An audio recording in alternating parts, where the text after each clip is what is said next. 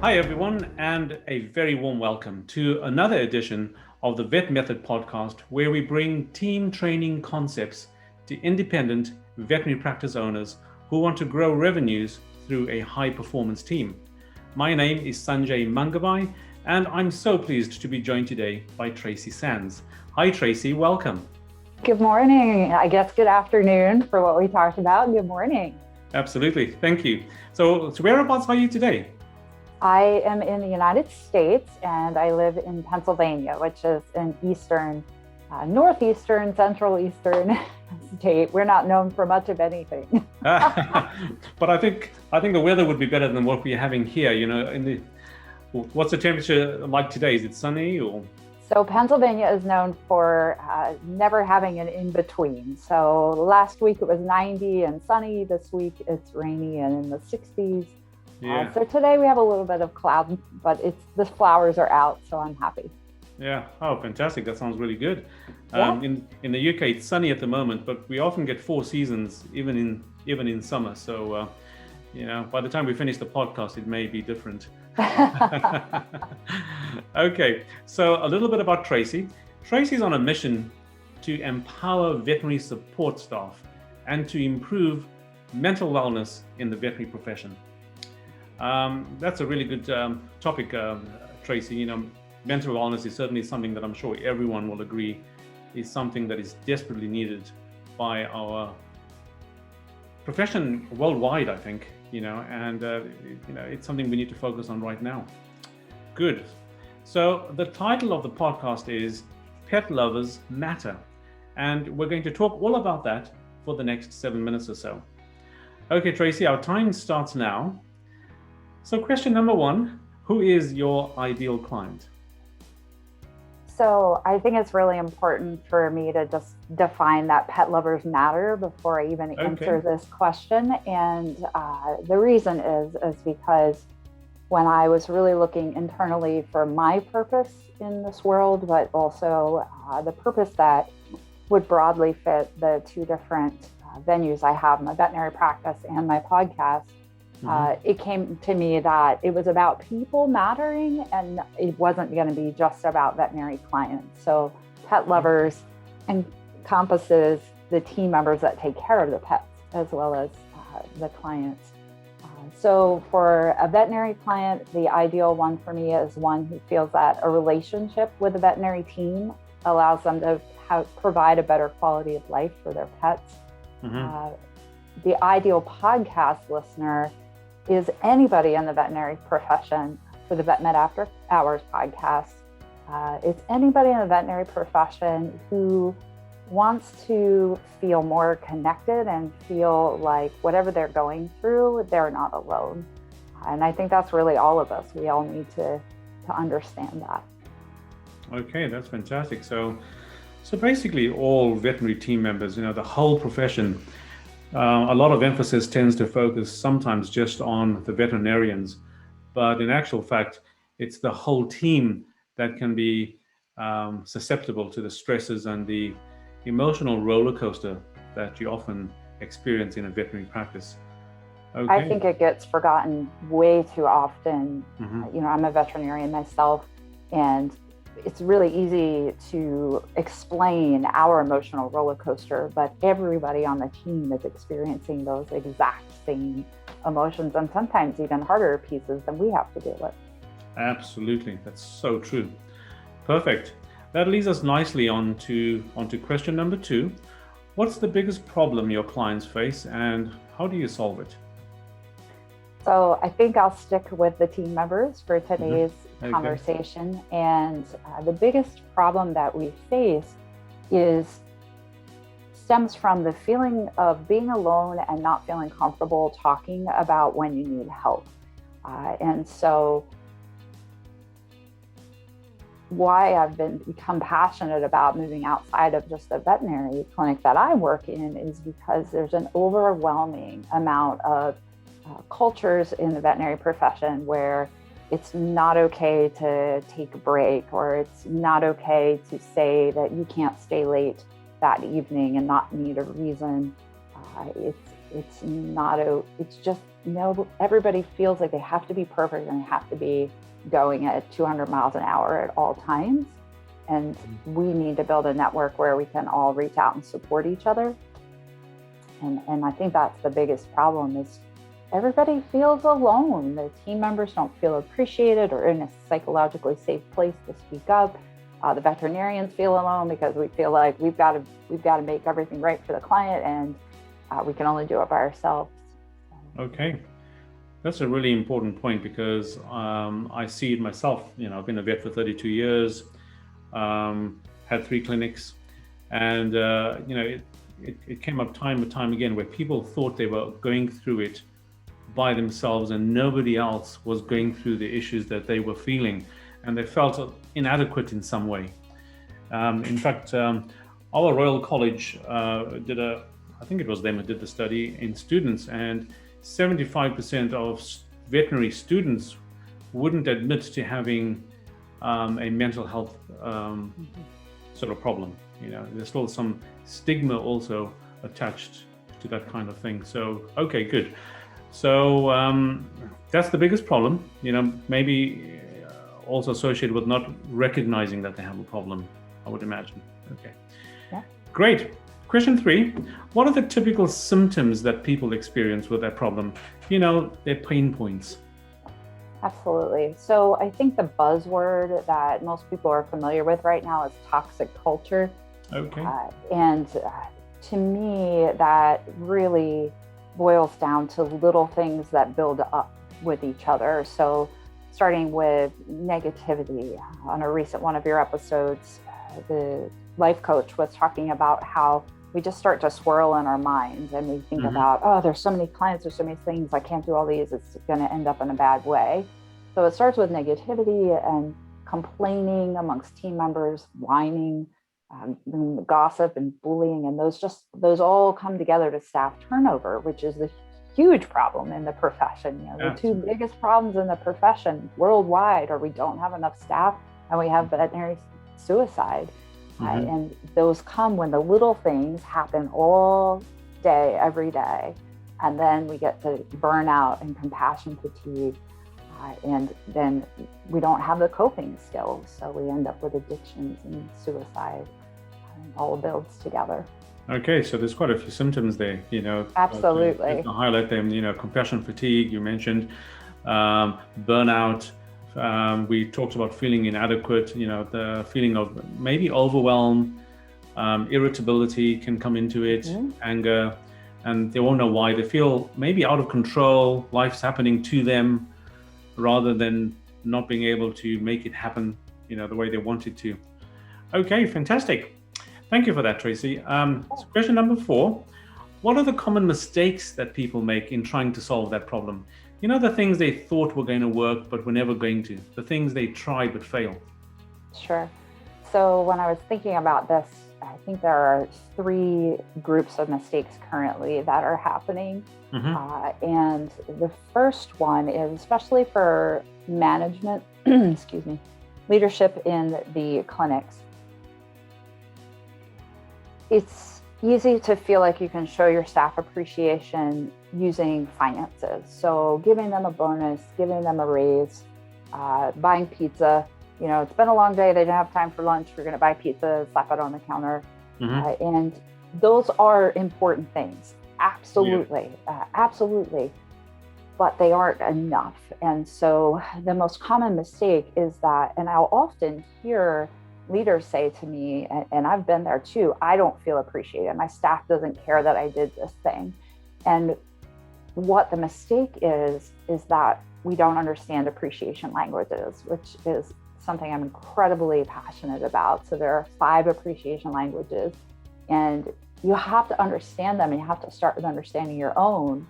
Because then when you start to realize that the people that you interact with don't speak the same one, that's why you don't feel appreciated, but it's also why they don't.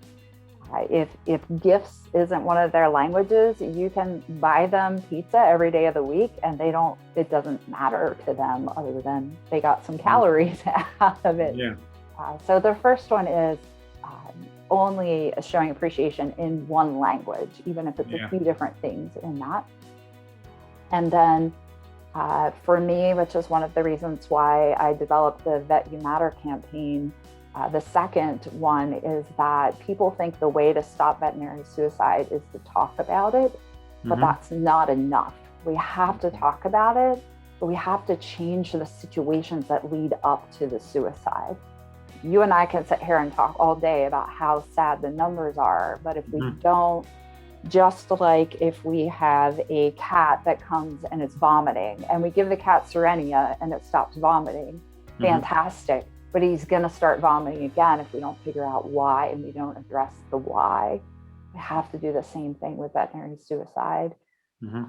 And then a mistake that I'm seeing lately that I'm become really passionate about is in social media, it's really trendy to highlight the negative. And it's kind of, we sort of have a victim mentality about that. You know, if you see an influencer crying and telling you their story about the day, you don't feel as alone because you've been there.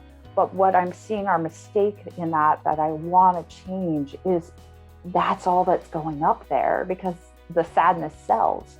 So there's just this overwhelming amount of social media posts that are talking about how hard and horrible our profession is. And if we want to attract teams and we want to build teams and empower them, we've got to talk about the good in our profession.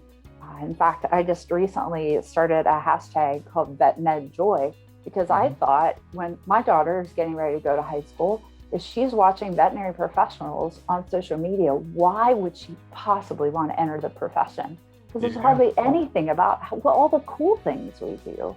We have to talk about the hard things, but we can't let ourselves sway so far to the negative that we can't see the light. Absolutely. You talked about quite a few important things there. Firstly, is that maybe rewards are not a one-trick pony. And I'm guilty of thinking that money would just solve it. You know, what are they complaining about? Paying them well. You've got a coffee and tea machine. What else? You know, and then we started figuring it out and said, well, everyone gets rewarded in a different way, you know, internal rewards versus external rewards. And it turned out that simple thank yous and pleases and common courtesies was quite important. And we also introduced a magic moments where team members started appreciating each other. I love it. Yeah. And it was out of the hands of the leader who never noticed everything, too busy being chaotic and reacting to problems to notice the good that was actually happening in the practice. Then you talked about the underlying issues, and exactly true. You know, we can cover up the mistakes, we can think we solved them, but unless we address the underlying issues, you know, the foundations of the problems, which is what I think as a professional we need to be addressing. You know, we're not going to go anywhere if we don't do that. And then the social media thing, wow. You know, I have, well, my children are just coming out of teenager type ages, and they're just on their phones all the time. And at work, I see them on their phones a lot. And there's a lot of negativity. And even the positives they see are maybe too positive sometimes, you know, and then they see their life as a bit less compared to other people. So the whole social media thing, I don't know how to solve, but you're absolutely correct. It has an influence on our mental health there. And then, you know, why enter the profession? You know, with, I think just over 50% of all the vets in this country, in the UK, survey was done in 2018, wouldn't choose going into vet med again, which is a sad state to be, really. So, all those things, fantastic. Thank you. And question number 5, what is one valuable free action that someone listening to this can implement that will help them solve that problem? I had an answer, and then you just made me remember something else. So I might take That's all right, don't worry. Cut one out. So when you were talking about your magic moments, which I love that term, when I answer this question, I want to answer it with something that anybody in the clinic can do. A receptionist, I don't even like this term, but a kennel tech, you know, anyone that working can do.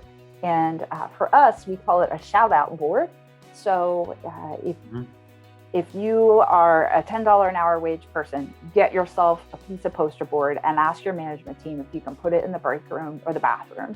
And it can start just that simple. And you just start with those simple moments you were talking about. Bree made a client smile today when she took the cat carrier out for her, and a smiley face. Or something bigger, Dr. Sanjay diagnosed a case that the owners tried 4 different vets to figure out. And it really catches on quickly. And it, again, brings that positive feedback. It makes you think about stopping to find something. On our shout out boards, I'll feel like, man, I haven't put anything up for a week. And if I haven't, I actually make myself sit down and write one for everybody so that I'm taking a moment and thinking about each staff member. But it's really contagious. And then what we do is we actually read ours at our weekly meetings. And it just allows everybody to stop and refocus and think about the positive. So shout out boards, I'm a big fan of. But the other thing that I was going to actually answer is get yourself educated, starting small and learning those 5 appreciation languages. It's really simple. You can do it on the website for free. There's a book by Gary Chapman and Paul White. But appreciation languages is something we can apply everywhere in our lives. And if you understand those, you're going to be a better team member, a better spouse, partner, friend, and you're going to start to understand that people appreciate you more than you realized as well. Okay, fantastic. So there's quite a few valuable free actions that you've got in there. Sorry, so I knew I couldn't do just one. So the shout out board is fantastic, and I like the fact that you read it out so everybody gets to hear it, not just maybe the person that it was directed to. That's fantastic, and it's something that I think we should be implementing. So I'm going to steal that idea from you, Tracy. That's all right. It's a great training tool, right? Too, because if you see something you want everybody to do and you put it up there and then it's read out loud, they're like, oh yeah, that's cool, I want to do it. Absolutely. And you talked about just taking the time to get some knowledge and some skills about appreciation and gratitude and that kind of thing. I may be wrong, but as far as I know, there's still very little education on how to look after yourself at work.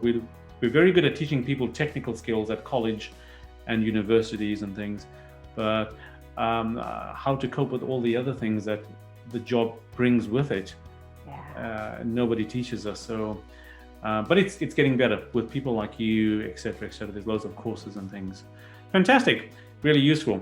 Great. So let's go to question number 6. Only 2 questions to go. Okay. What is one valuable free resource that you can direct people to that will further help? Sure.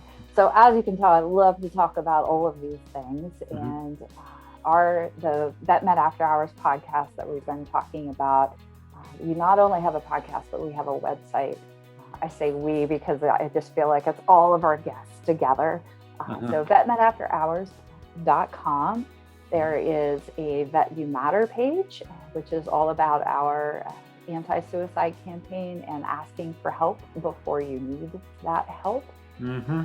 If you are on social media, please follow the hashtag Vet You Matter and now the hashtag VetMedJoy and use it.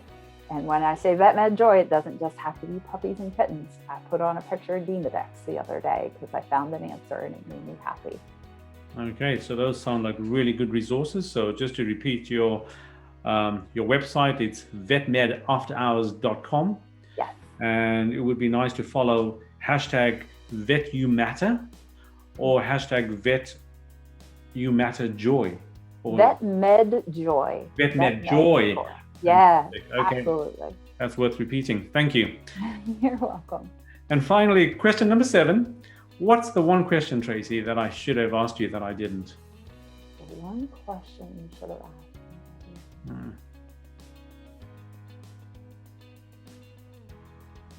Trick question. Sorry. Yeah, no, I like that. It's a good one. So you didn't ask me what advice I would give my younger self. Okay. And I know that's cliche, but wisdom means a lot from years of experience. Yeah. So for me, it would be 80% can be good enough if it means that you can have balance outside of work, because you won't get your time back. Absolutely. And the time outside of work is equally as important as the time there. Absolutely. And again, no one teaches us how to rest and recuperate. You know, we get all this thing at work, and it's about, in my opinion, it's about oscillating. So you get to work, it's like a sine curve, and it's stress and everything. And then when you go home, you should be able to balance it out with stuff that you do. And I think we forget to even eat right or sleep right or exercise right. Again, nobody teaches us how to do those things. So you're absolutely right, that balance and how to do that seems to be quite elusive, but that's something that we should all strive for. Wow. Thanks, Tracy. That was really, really exciting, really interesting, to be fair, and very helpful. I think you're definitely fulfilling your mission, which is to empower and inspire veterinary professionals. And you've reminded us that we all matter, and that by normalizing mental health conversations and making it okay to ask for help, we can start to heal this profession that we are in. Yeah. And I'm sure our listeners, myself included, will take away some valuable insights and work to make this profession as rewarding and fulfilling as we had all hoped it would be at the start. When we got excited about qualifying or getting that job, etc. Rather than a profession to enjoy and thrive in, rather than one to endure and kind of survive in. Thank you so much, Tracy, for your time. You're most welcome.